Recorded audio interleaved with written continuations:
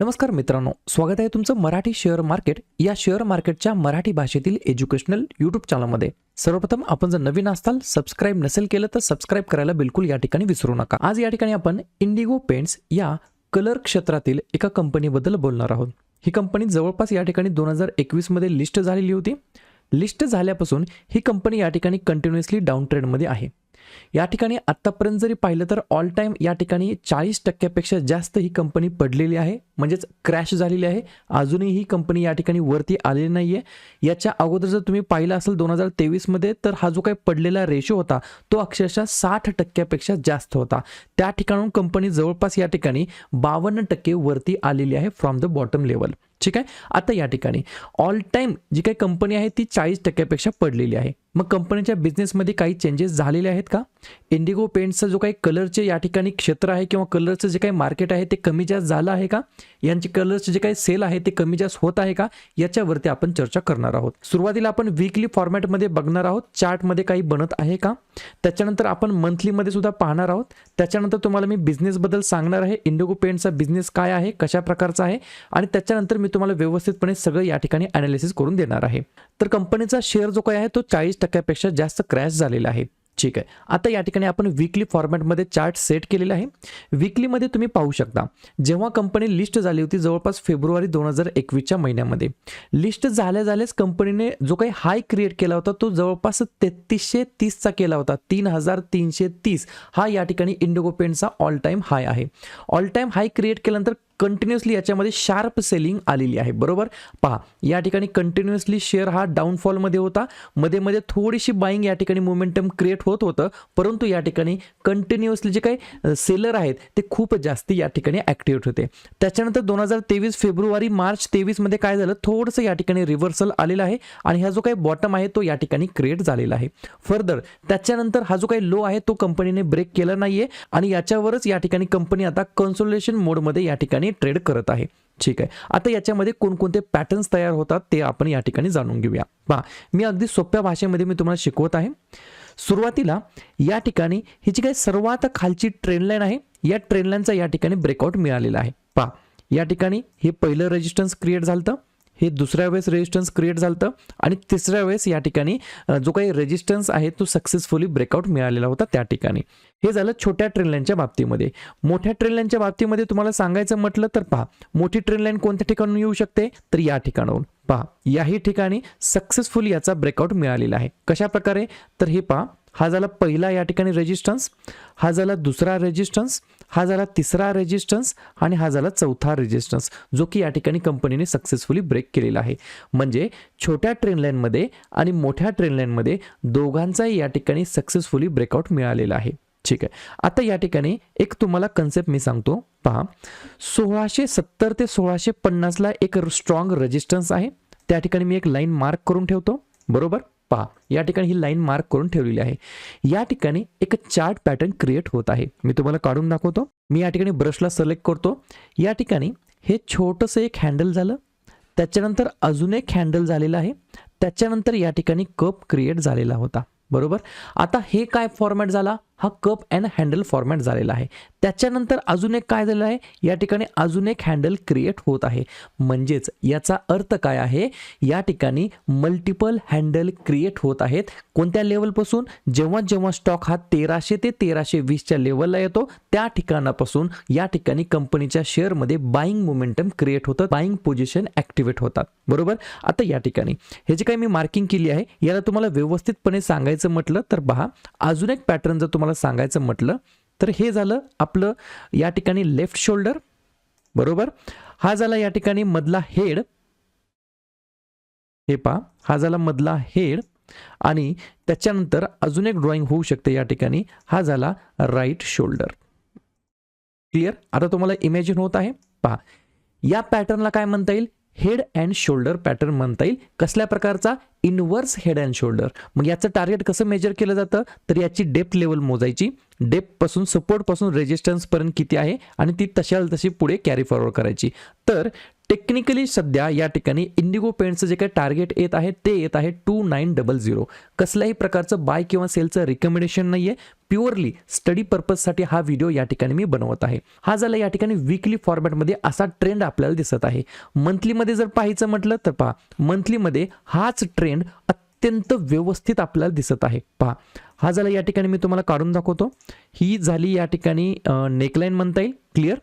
या नेकलाईनला कंपनीने काय केलेलं आहे, एक पॅटर्न तयार केलेला आहे. हा झाला सुरुवातीचा शोल्डर, त्यानंतर हे झालं हेड आणि त्यानंतर हा झाला नेक्स्ट शोल्डर. व्यवस्थित काढायचं म्हटलं तर मी तुम्हाला व्यवस्थित काढून दाखवू शकतो.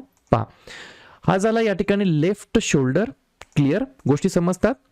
हा झाला या ठिकाणी या पॅटर्नचा हेड, बरोबर, आणि त्याच्यानंतर राईट शोल्डर हा अशा प्रकारे या ठिकाणी ड्रॉ करता येईल आपल्याला.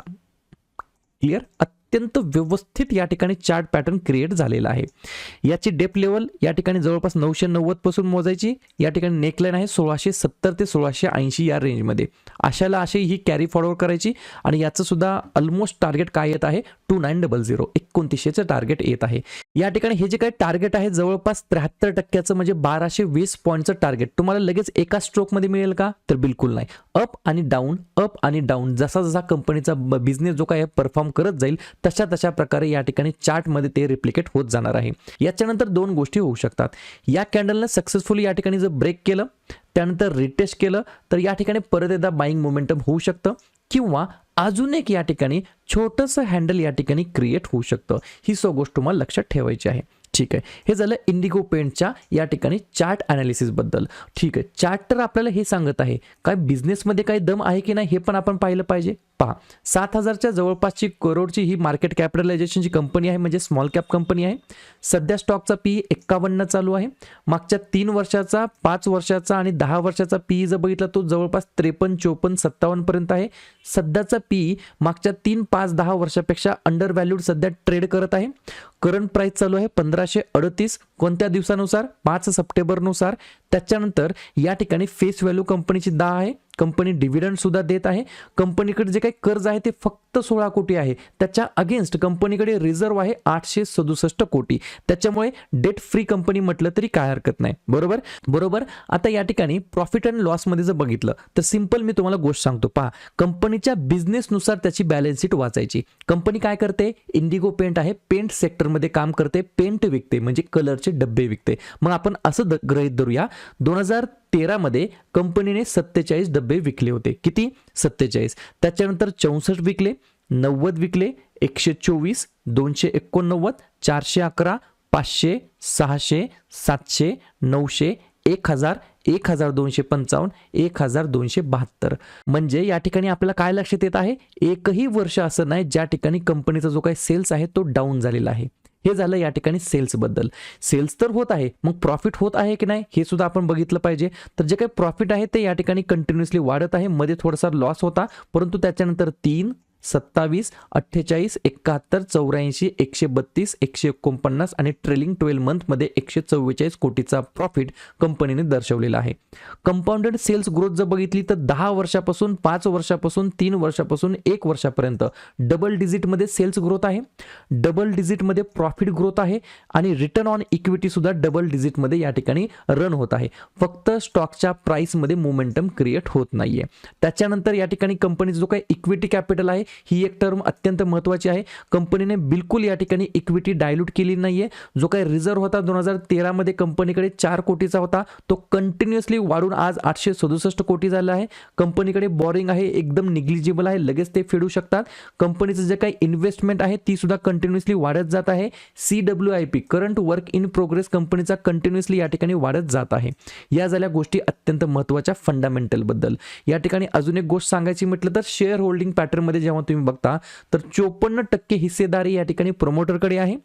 8% जवळपास 8%पेक्षा जास्त हिस्सेदारी FIs कडे आहे. मागच्या क्वार्टरपेक्षा FIs ने हिस्सेदारी वाढवलेली आहे.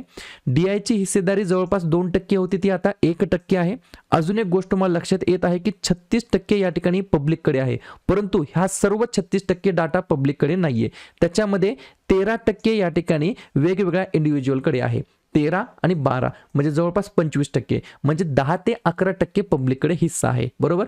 90 ते 92% हिस्सा हा या ठिकाणी कोणाच्या हातात आहे? स्ट्रॉंग हँड्समध्ये आहे. मी तुम्हाला मगाशी इथं एक पॅटर्न दाखवला होता, इन्व्हर्स हेड अँड शोल्डर. तो अशा प्रकारचा असतो. पहा, इन्व्हर्स हेड अँड शोल्डर कसा असतो? कंपनीचा जो काही चार्ट असतो तो कंटिन्युअसली डाऊन ट्रेंडमध्ये असतो. त्यानंतर काय होतं? एक सपोर्ट क्रिएट होतं, त्या ठिकाणी फॉर्मेशन क्रिएट होतं, ज्या ठिकाणी नेकलाईनच्या साईडला एक फर्स्ट शोल्डर तयार होतं, त्याच्यानंतर फर्स्ट शोल्डरपेक्षा जास्त डीप जाऊन एक हेड तयार होतं, त्याच्यानंतर राईट शोल्डर तयार होतं आणि त्याच्यानंतर वरती नेकलाईनला एक ब्रेकआउट देऊन सपोर्ट घेऊन कंपनीचा जो काही शेअर आहे तो कंटिन्युअसली अप ट्रेंडमध्ये मूव्ह होत असतो. अशा प्रकारे या ठिकाणी कंपनीचा जो काही इन्व्हर्स हेड अँड शोल्डर जे काही फॉर्मेशन आहे ते या ठिकाणी बनलेलं आहे आणि ते या ठिकाणी अप साईडला मला तरी दिसत आहे माझ्या स्टडीच्या ॲनालिसिसनुसार. ठीक आहे. ॲनालिसिस कसं वाटलं, माझी शिकवण्याची पद्धत कशी वाटली, आवडत असेल तर नक्की व्हिडिओ लाईक करून चॅनलला सबस्क्राईब देखील करू शकता. ठीक आहे. व्हिडिओ पाहिल्याबद्दल सर्वांचा अगदी मनापासून आभार आणि धन्यवाद.